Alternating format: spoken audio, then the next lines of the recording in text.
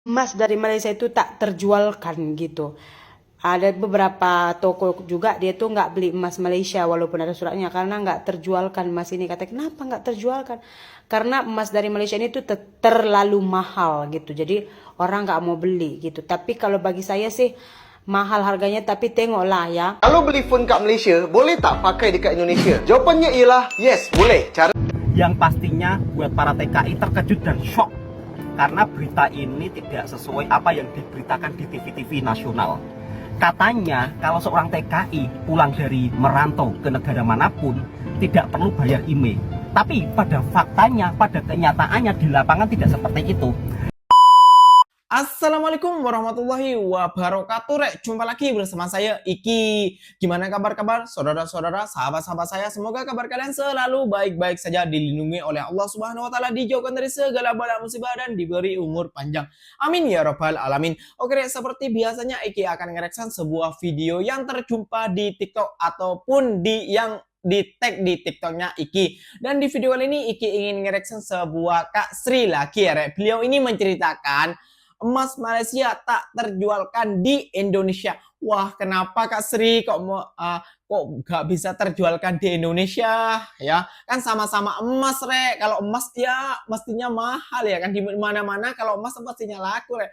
Kok emas Malaysia kok nggak laku di Indonesia? Kenapa alasannya, Rek? Di video kedua, Rek ya, Mas Iki ingin nge-share lagi sebuah Bang Tohanya kan balik kampung itu hari, Rek.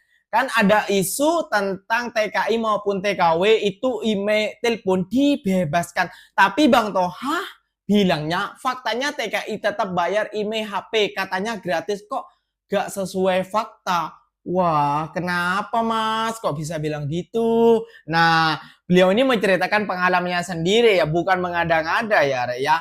Penasaran kan videonya seperti apa yang Mas Iki kumpulkan? Cum kita simak bersama-sama. Tapi sebelum simak jangan lupa dulu dong sokong channel ini dengan cara apa? Subscribe, like, comment, and share-nya.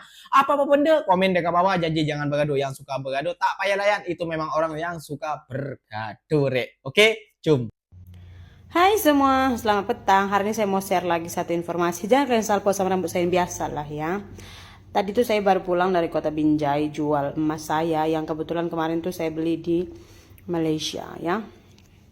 Di Binjai itu sebenarnya ada puluhan toko emas gitu. Jadi saya menjualnya tadi ke salah satu toko emas yang biasanya tuh kalau kita menjualnya itu kalian akan lebih mahal bila menjual emas itu ke toko-toko emas yang orang Cina lah saya bilang. Sebelum saya menjualnya saya ada tanya satu toko tadi.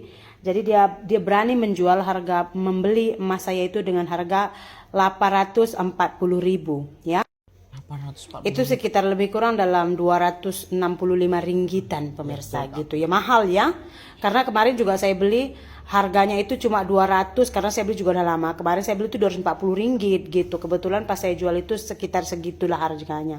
Cuman saya nggak jadi jual di sana. Kenapa? Karena saya tidak membawa surat. Karena kalau di Malaysia kan surat ini tak terlalu penting. Misalnya kita mau gadai atau mau jual, mereka hanya akan mengecek tingkat keemasannya gitu ya. Jadi akhirnya saya jual ke toko yang lain tadi. Jadi kalau di kota Binjai lah ya, emas dari Malaysia ini tuh dia lebih tinggi dari emas 24 karat.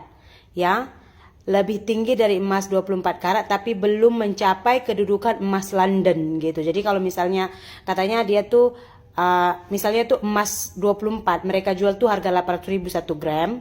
Jadi kalau emas yang dari Malaysia ini mereka akan jual seharga 870.000 1 gram gitu. Jadi kita jual aja udah 800 lebih, berarti kan lebih tinggi gitu ya.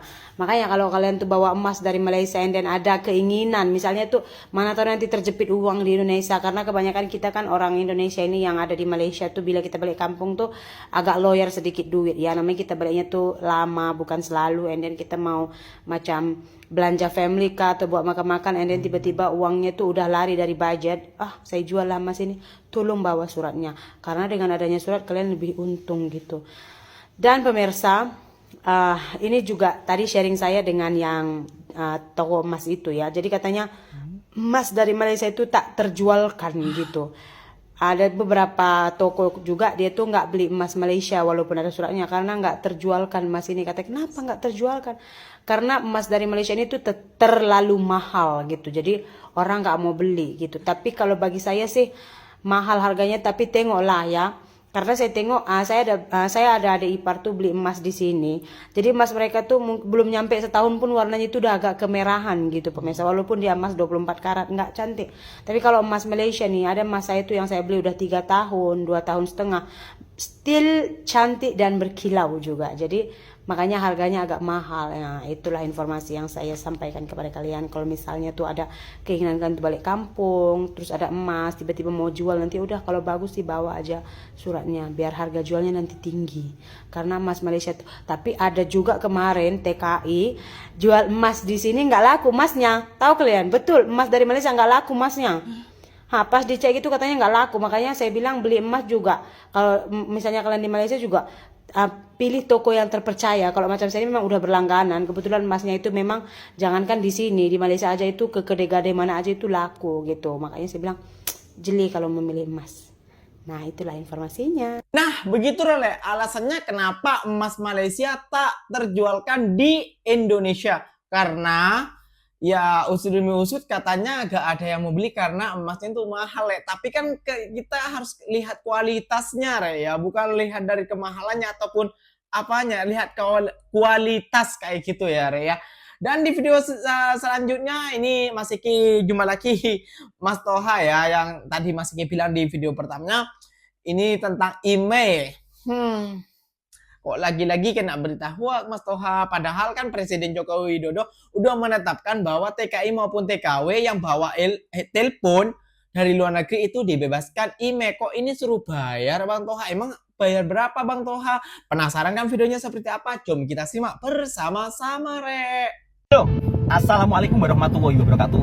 Waalaikumsalam. Ada berita yang mengejutkan, yang pastinya buat para TKI terkejut dan shock. Karena berita ini tidak sesuai apa yang diberitakan di TV-TV nasional.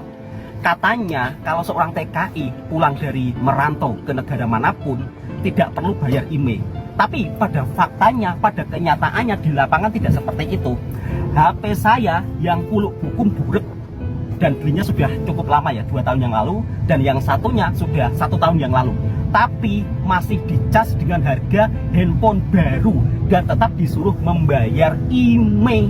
Padahal Bapak Presiden Joko Widodo itu kan sudah menyarankan untuk khusus para TKI tidak perlu membayar IMEI. Terus kemudian konten kreator seorang TKI juga sudah memberitakan sebegitu ramainya, alhamdulillah ya Allah, terima kasih. Tapi pada faktanya innalillahi wa inna ilaihi rajiun. Itu yang saya rasakan. Part 2 ditunggu video selanjutnya. Kalau beli phone kat Malaysia, boleh tak pakai dekat Indonesia? Jawapannya ialah yes, boleh. Cara dia macam ni. Yang pertama, contoh macam turis. Kalau datang ke Indonesia, kita boleh pakai roaming. Tak perlu pakai SIM kat sana. Sebab nak pakai SIM kat sana ada syarat dia. Masuk yang kedua. Syarat dia ialah korang kena daftarkan email handphone korang tu dekat Bea Cukai Indonesia. Sebab kalau korang tak daftarkan dan korang masukkan SIM kat Indonesia, takkan dapat line. Memang zero. Dia agak straight sikit kan. Kalau beli handphone kat Indonesia, boleh je pakai kat Malaysia, tak ada masalah. Tapi kalau beli kat luar negara, nak masuk Indonesia, dia kena daftar email. Cara dia senang je geng. Korang kena pergi ke website beacukai.co.id, register. Lepas tu isi maklumat diri, keberangkatan, kedatangan, and then masukkan maklumat lengkap dari handphone yang kita dah beli tu. Contoh, RAM dia berapa, storage dia berapa, chipset dia apa, warna apa, model apa. Sebab makin mahal handphone tu, makin mahal bea cukai dia. Dan yang paling penting, masukkan nombor email phone tu dekat sistem. Lepas tu tunggu kejap, nanti dia akan bagi QR dan registration ID. Yang ni korang kena simpan. Sebab bila dah sampai dekat airport nanti, korang akan tunjukkan QR code ni dekat bea cukai sana. Jangan lupa juga siapkan boarding pass, pasport dan juga resit pembelian handphone tersebut. Tapi jangan risau sebab tak semua gadget dikenakan bea cukai. Dia ada syarat. Contoh, korang maksimum boleh bawa 2 gadget daripada luar negara dengan nilai maksimum $500 USD. Korang convert sendirilah berapa $500 USD ni. Kalau total gadget korang di bawah $500 USD, maka benda tu tak kena bea cukai. So tak perlu bayar apa-apa. Kalau di atas, barulah dia ada metod pembayaran dia. Yang mana korang boleh google sendirilah. Dia